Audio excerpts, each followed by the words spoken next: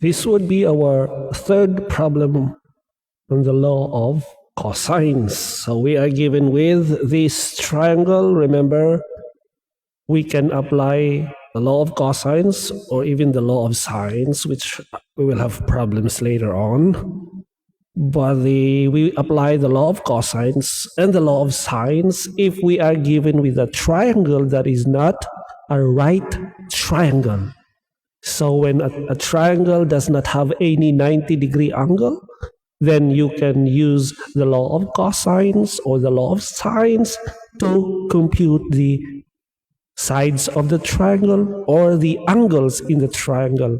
But if it is a right triangle, you can just simply use the Pythagorean theorem.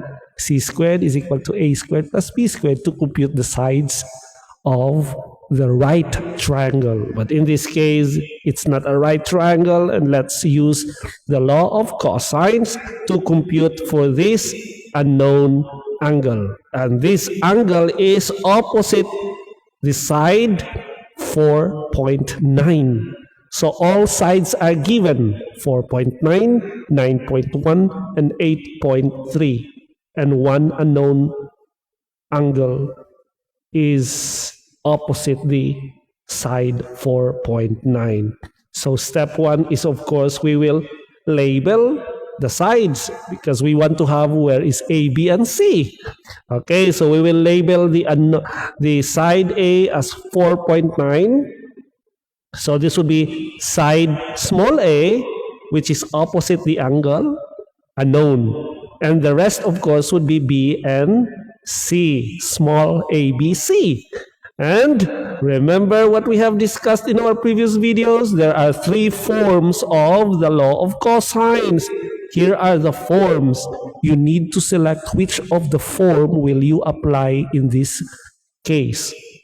So will it be the first line, the second line, or the third line? All right, remember our assignment. The small a is opposite to the angle or the big A. So I think the best form is to apply the first one. Why? That is because this A is the unknown angle in the problem, right? And opposite it is the small a, which is 4.9.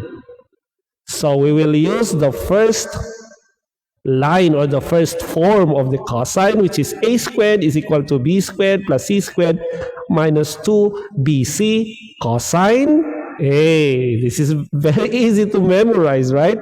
If this small a is squared, you will use the angle opposite that side, the big A. And then, of course, since we have already used A, you square the rest of the sides, B and C. And here you need to multiply BC, the rest of the sides, minus 2BC cosine of the angle opposite that side, small side A. All right, so what we will do now is plug in all the numbers. So we have A is given, B is given, C is given, 2BC, cosine of the unknown angle. So what is left in this equation is only the unknown angle. That means we can solve for the unknown angle. So you just need to simplify. You can use your calculator to square those numbers.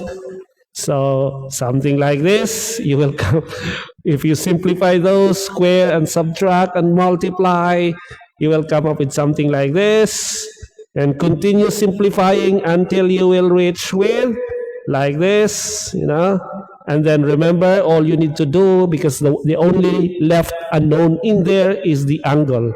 So you simplify further, you will come up with something like this. And to solve for theta, you just need to take inverse of cosine. So here you take the inverse of cosine to compute for the angle. And that angle is 32.29 degrees. So that is the big A opposite the small a. So that would be our this would be our last problem for the laws of cosine. So next we will have problems on the uh, laws of sines, and please check all the rest of our problems in playlists. So everything is placed on a playlist, and it's called the sine cosines. All right. Thank you so much for watching, and see you again next time.